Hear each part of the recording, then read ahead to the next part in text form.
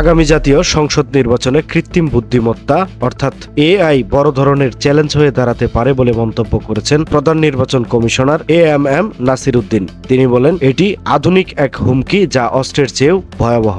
AI এর মাধ্যমে circulate করে দিয়েছে, এটা অস্ত্রের চাইতে মারাত্মক। শনিবার সকালে খুলনার আঞ্চলিক নির্বাচন কর্মকর্তার কার্যালয়ে নির্বাচন উপলক্ষে আয়োজিত মত বিনিময় সবার আগে সাংবাদিকদের প্রশ্নে এসব কথা বলেন তিনি। কোনো কর্মকাণ্ড করতে চায় না, দিনের বেলা সব কর্মকাণ্ড করে যাতে মানুষ এক স্বচ্ছতা।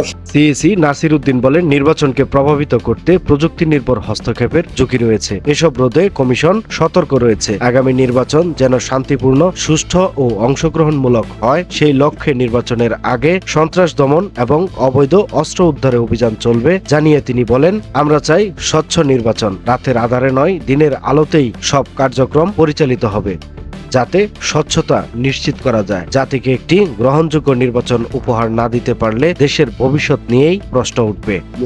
মানুষের কাছে গ্রহণযোগ্য হয়, এটা একটা আমাদের। মত বিনিময় সভায় খুলনা বিভাগের অতিরিক্ত আঞ্চলিক নির্বাচন কর্মকর্তা, জেলার সিনিয়র নির্বাচন কর্মকর্তা ও উপজেলা নির্বাচন কর্মকর্তারা উপস্থিত ছিলেন। সময়ের কলম, নিউজ ডেস্ক।